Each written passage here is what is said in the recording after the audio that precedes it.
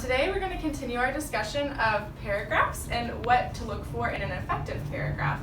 And we're going to do some examples using the topic we've been talking about in debate, where we've been talking about a year of national service.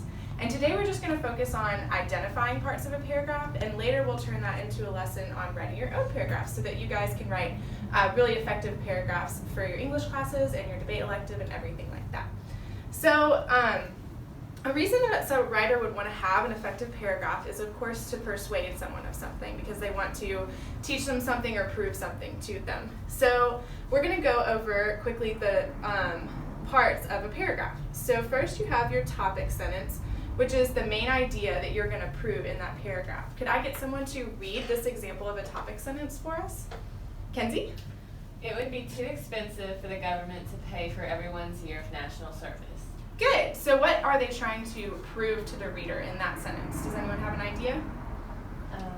That having the government pay for a whole year of national service for everyone would be too expensive. Good, Cassidy. That's awesome. Okay. So the next part of a paragraph is the supporting sentences.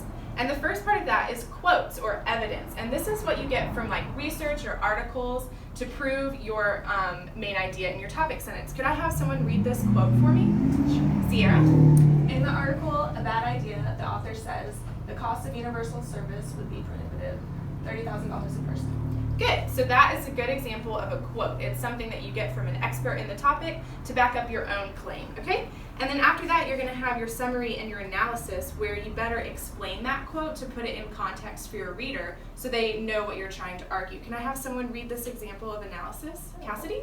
If everyone was required to do national service, our government would have to spend a lot of money. Awesome, great. So that just kind of explains better what this quote has to do with the main idea. And then finally we have our conclusion that kind of wraps everything together and tells the reader like why this is important. So could I have someone to finish up and read this conclusion for me? Kenzie?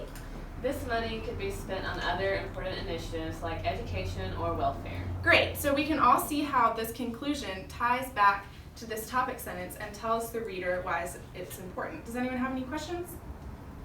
Okay, awesome. So we're going to have you guys do a little practice of your own now. And on your desks in front of you, you have some mixed up sentences from a paragraph. And if you read those sentences, you can go through them and try and put them in the correct order. So I'll give you a few seconds to go over that together. This is the quote. That's why it matters.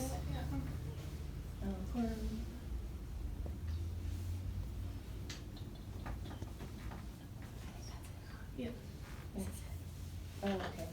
We think this is how it is. Okay, awesome. So who wants to tell me what you came up with your topic sentence? Our topic sentence, we think, is a year of national mandatory service would create an idea of community in our country and area. Good. And who can remind me what a topic sentence is supposed to do in the paragraph? It introduces what it's about. Good. Okay. And then who can tell me what's next? Like which sentence is that? Yeah. This means that a year of national service would allow people to learn from others different from themselves and experience new things. Okay, so what part of the paragraph would that be? Analysis? Good. So analysis actually comes after our quote, which is which one? This one. Okay, so good. So we need to switch those two. Good. Okay, awesome. So we've got our quote and our analysis, and then what do we have finally? Conclusion. Good. And will someone read that for me? Sure. This is important because these experiences can benefit people in the future.